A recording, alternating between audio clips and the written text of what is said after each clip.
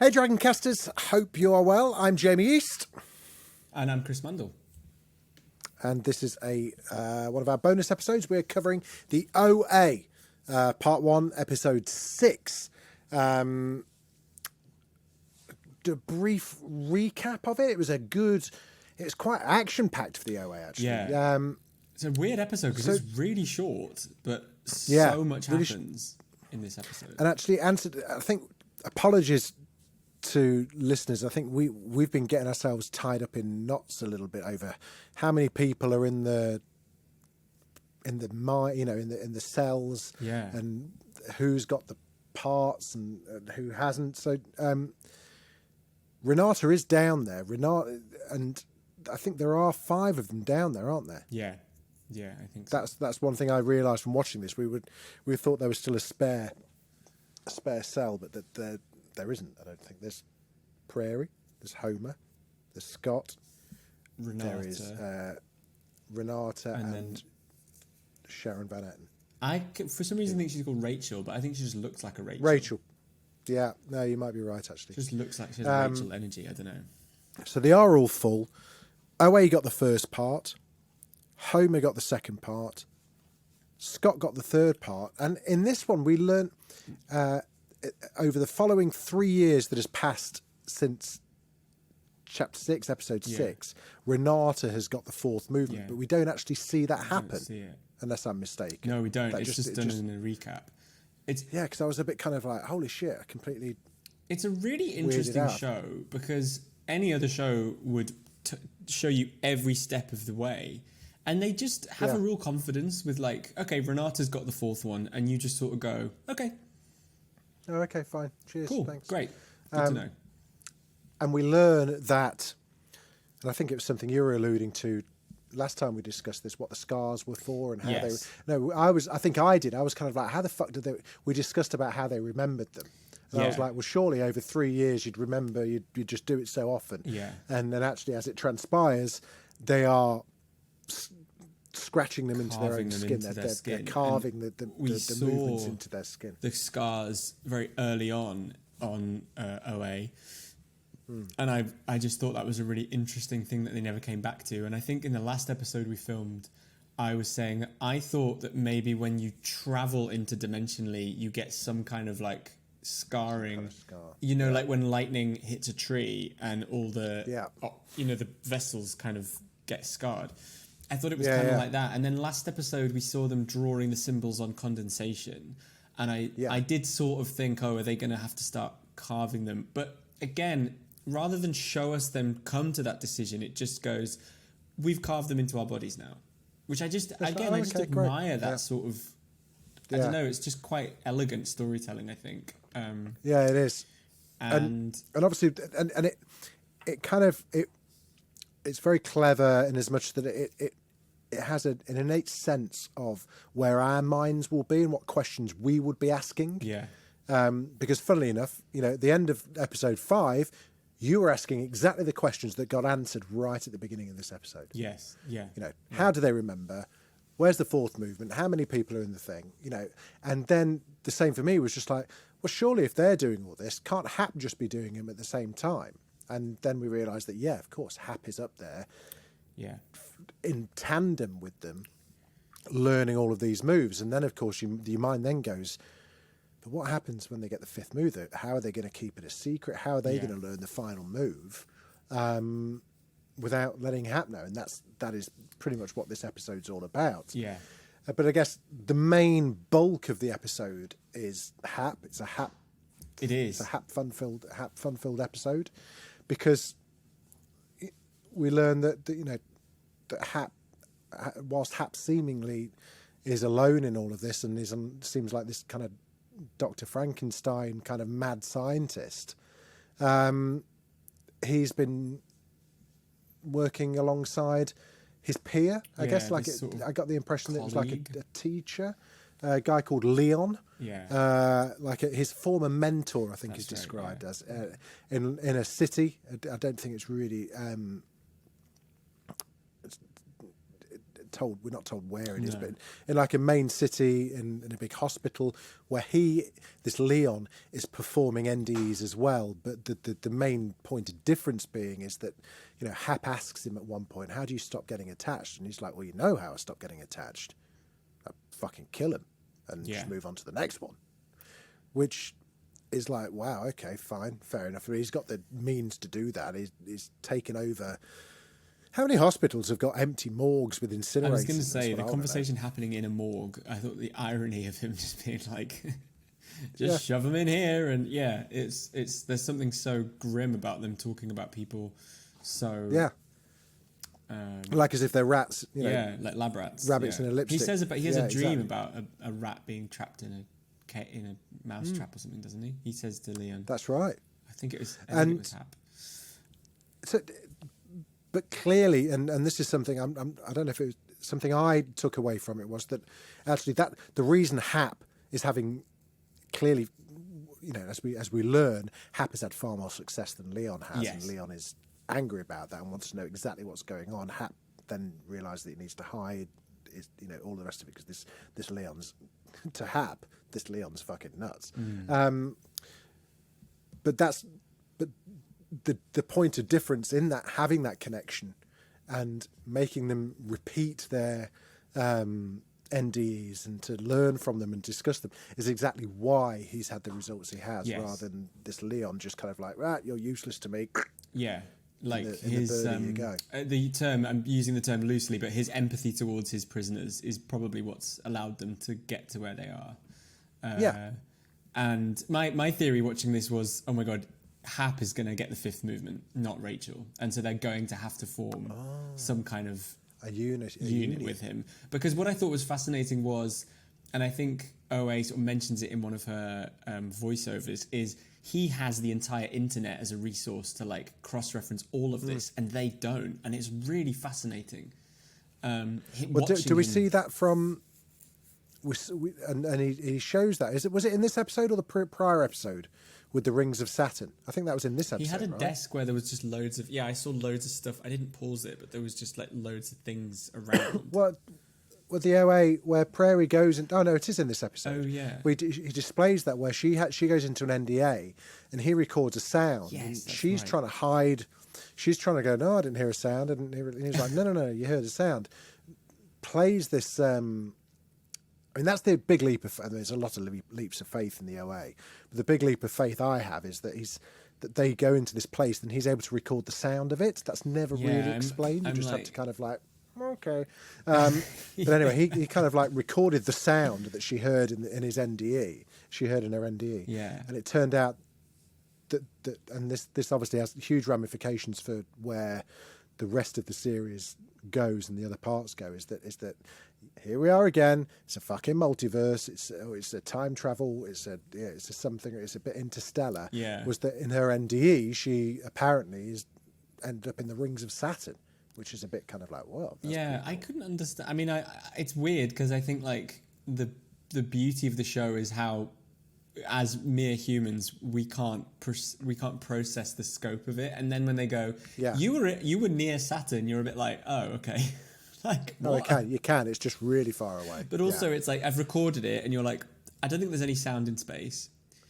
Yeah. And then you're like, also, what file? I can't open a fucking PDF on this laptop, and you're telling me you got a sound file from the fucking moon from the rings of to Saturn. Play on your iTunes. Like, I don't think so. You don't. As soon as they show their hand, you do find yourself going, what? Yeah. Having said that, I'm like, sure, I'm willing to go along with it, but it's interdimensional. I mean, you have to with the whole thing, Dave. For sure. You just have to kind of fuck it. But this is the point, though, where it starts to show its hand and you start to get answers, and it's like, this is what it is. So am I right in thinking that she kind of is mentally sort of is transferred over to space? She's in space. She's like across... I think that's the inference, yeah. This is that you're everywhere, everything everywhere all at once. Everywhere. Yeah. The I think that's the thing is that it transcends space and time. Do you know there's a thing in a lot of sci-fi shows or comic books called astral projection, which is a phenomenon where your physical form remains on this plane, but your consciousness you can sort of travel and send yourself. That's kind of like Doctor Strange. Are we talking about gong baths again? Yeah, this is when I have my gong bath. I just left the house in Walthamstow that I was at. But on Lost, for example, the kid Walt, who left the island and kept coming back, that was astral projection, where he can sort of just transfer his consciousness to other places. And it sort of made me think of that. It's very sort of popular. It's like you take a sheet of paper and you fold it. That's what astral project. It's like going from A to B in a more condensed way that defies. It's the wormhole thing. Yes, isn't exactly. It? Yeah. I thought it's very compelling, and they talk about. She talks to the group in the present day Prairie OA about how it happens, and she said it's sort of invisible and you kind of experience an entire existence like separately or something, right? Compelling's the right word. You never left without wanting to know more, which is I've enjoyed you watching this because your interest has kind of only got more intense as it moves along, which is great. I hope that continues. I think it's the premise has just got more and more compelling. I just think as a show, the way that they handle the sort of source material, the developments, the character, like it is sort of unlike anything I've seen. And I really every other show would be like, this episode we're going to show you them carve the etchings into each other. This episode this episode just decided to be like 30 minutes. They got more story in, and it felt really fulfilling and really satisfying. And I just don't know. Yeah, it's very of its time, I think, just when TV was allowed to sort of just go whatever direction it wanted. Just breathe in whatever way it wanted, and it's, and it moved the story along as well, because we had all of that, and then we have Hap kind of like, fuck it, let's run away together. You can heal people, make some money, and kind of like Hap's on the run now a little bit. There's a sense for him that time's running out. So he says, you've got the first two movements. We know that can bring someone back from the dead.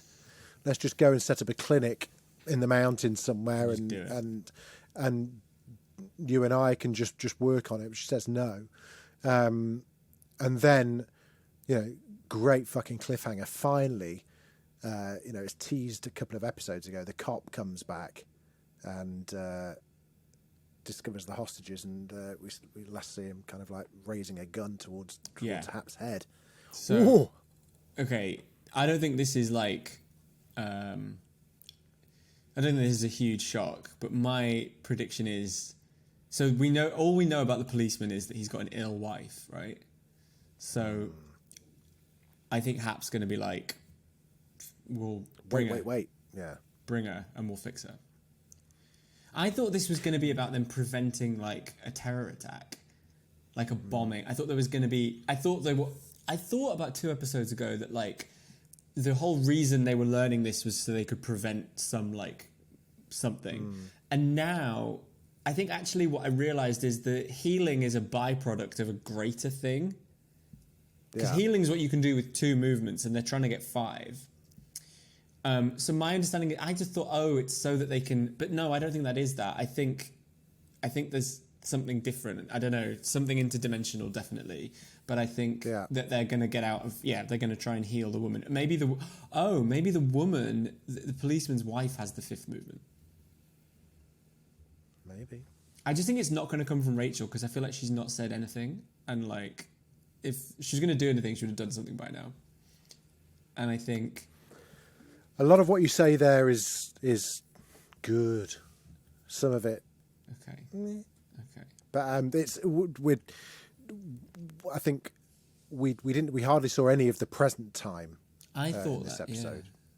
Yeah. I think the next episode that they've stretched it out a bit so that we don't, because we are heading swiftly towards something, some kind of finale. So it just takes them. As actually, you know what? It's quite common, like you say, of its time. Series used to do this. You remember, I think, and again, Lost, I think, used to do it quite a lot, where you were just heading towards like something, and it would take a step back and like do a flashback episode. You'd be like, no shit, I just want to see what happens there. Yeah. It kind of, I think we're going to head into present day for the next episode, or it feels very indebted to shows like Lost that. Yeah, they sort of train you to want one thing, and then they sort of subvert that. But yeah, great episode, loved it. And yeah, we 2 more episodes left, which is fab.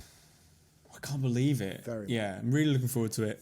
The other theory I have is that they're gonna fuck up the movement and cause more damage than they. Oh God! And then next season they cut the blue wire instead of the red one. Yeah, I sort of think there's something about this that it's like the extent of getting it wrong has not really been explored yet, and so part of me thinks.